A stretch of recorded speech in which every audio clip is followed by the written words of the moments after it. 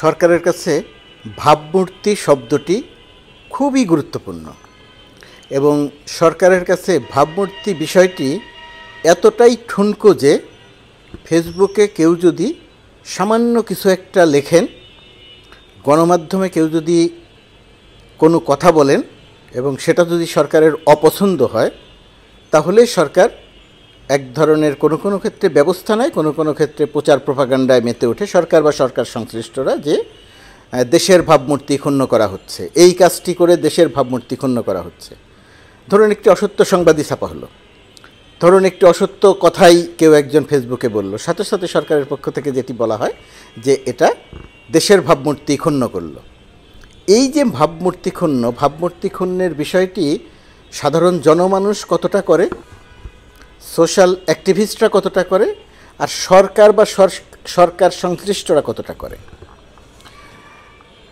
ধরুন এই যে আমাদের এমপি, জাতীয় সংসদের এমপি ঝিনাইদহ ৪ আসনের আনোয়ারুল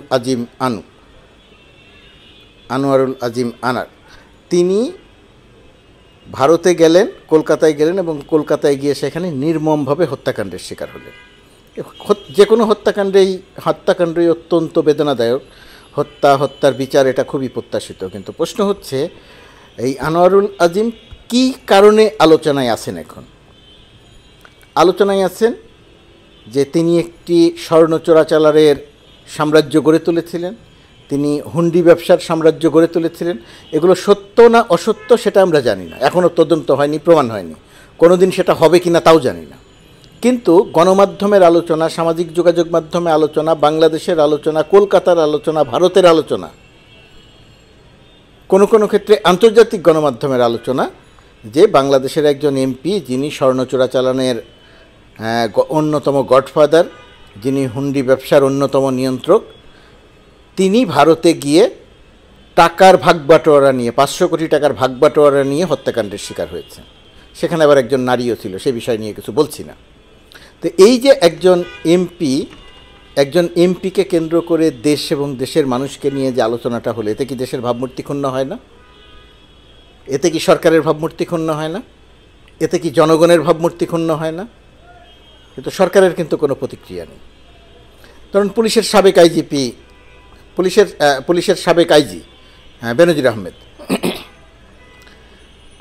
তিনি যে সময়টাতে ক্ষমতায় থাকলেন, তার যে দাম্ভিকতা, সেই দাম্ভিকতা আওয়ামী লীগের যে কোনো নেতামন্ত্রীর চেয়ে বেশি।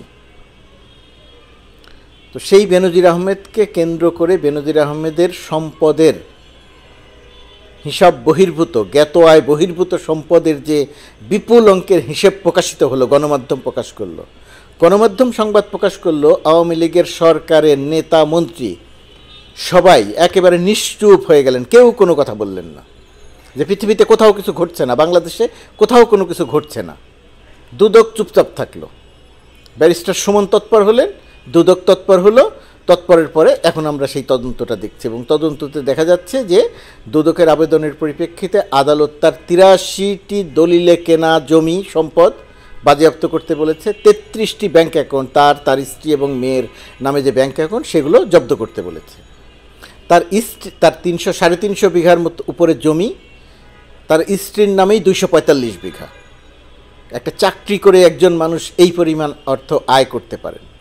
তো এই যে এবং তার আগে কি হয়েছে, তার আগে মানবাধিকার লঙ্ঘনজনিত কারণে র্যাবের ডিজি থাকা, পুলিশের আইজি থাকা অবস্থাতে তাকে মার্কিন যুক্তরাষ্ট্র স্যাংশন দিয়েছে, নিষেধাজ্ঞা দিয়েছে। তো এই যে পুলিশের আইজির বিরুদ্ধে স্যাংশন দেয়া, তার অন্যায়, অনিয়ম, দুর্নীতি, জাতীয় এবং আন্তর্জাতিক অঙ্গনে আলোচিত হওয়া, ওয়েবসাইটে সংবাদ প্রকাশিত হওয়া, সন্ত্রাসীদের পাশাপাশি একই সঙ্গে ওয়েবসাইটে তার নাম থাকা, এটা কি বাংলাদেশের জন্য লজ্জার না? সরকারের জন্য লজ্জার না? জনগণের জন্য লজ্জার না? এইখানে কিন্তু সরকার নীরব, সরকারের কিন্তু তেমন কোনো। সরকার এতদিন পরে এসে কি বলছেন, সড়ক ও সেতুমন্ত্রী বলছেন যদি দোষী হয়ে থাকেন তাহলে তার শাস্তি হবে, যদি অপকর্ম করে থাকেন তাহলে তার শাস্তি হবে। কিন্তু সরকারের দায় কি শুধু এই অপকর্ম কবে প্রমাণ হবে সেই দিন নিয়ে অপকর্ম খুঁজে বের করা সরকারের দায়িত্ব না? তো সরকার এতদিন কোনো কিছু করেনি কেন? বেনজির আহমেদকে শুদ্ধাচার পুরস্কার দেওয়া হয়েছিল কোন বিবেচনায়, কোন অনুসন্ধানে, কোন প্রক্রিয়ায়, কেন? তার বিরুদ্ধে যদি এত অভিযোগ থেকে থাকে, বেনজির আহমেদের কর্মকাণ্ডে দেশের ভাবমূর্তি ক্ষুণ্ণ হচ্ছে না? দেশের জনগণের জন্য লজ্জা না? দেশের জনগণের জন্য যা লজ্জা সেটা সরকারের জন্য লজ্জান না? সরকার সেখানে রিয়্যাক্ট করবে না? তো সরকার এখানে নীরব থাকে কেন? পুলিশ সরকারের মন্ত্রীরা সেখানে নীরব থাকেন কেন? আরেকজন বাংলাদেশ সেনাবাহিনীর প্রধান ছিলেন সাবেক জেনারেল আজিজ আহমেদ, অবসরপ্রাপ্ত তিনি এখন। তিনি তার ভাইদের কারণে আলোচিত। তার ভাইরা সন্ত্রাসী, সেই সন্ত্রাসীরা কী প্রক্রিয়া হত্যা করেছে, হত্যাকাণ্ডে তাদের শাস্তি হয়েছে, মৃত্যুদণ্ড হয়েছে, যাবজ্জীবন জেল হয়েছে। তিনি জেনারেল, রাষ্ট্র ক্ষমতায় মহামান্য রাষ্ট্রপতি তাদের সেই জেল মাফ করেছেন, মৃত্যুদণ্ড মাফ করেছেন। অবৈধভাবে ভিন্ন নামে, নকল নামে, ভুয়া নামে পাসপোর্ট নিয়েছেন, বিদেশে চলে গেছেন, অন্য দেশের নাগরিকত্ব নিয়েছেন। এই যে এত ঘটনা ঘটছে, এখনও পর্যন্ত তার ভাইদের পাসপোর্ট বাতিল করা হয়নি। এবং জেনারেল আজিজের নামে, আজিজকে মার্কিন যুক্তরাষ্ট্র নিষেধাজ্ঞা দিল দুর্নীতির অভিযোগ এনে।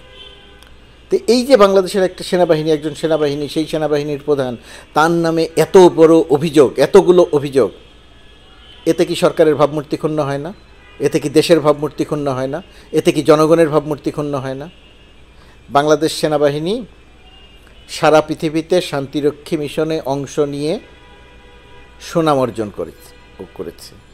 বাংলাদেশের মানুষের কাছে তো বটেই, বাংলাদেশের মানুষের বাইরে পৃথিবীর অধিকাংশ জায়গাতে বাংলাদেশ সেনাবাহিনীর সুনাম আছে।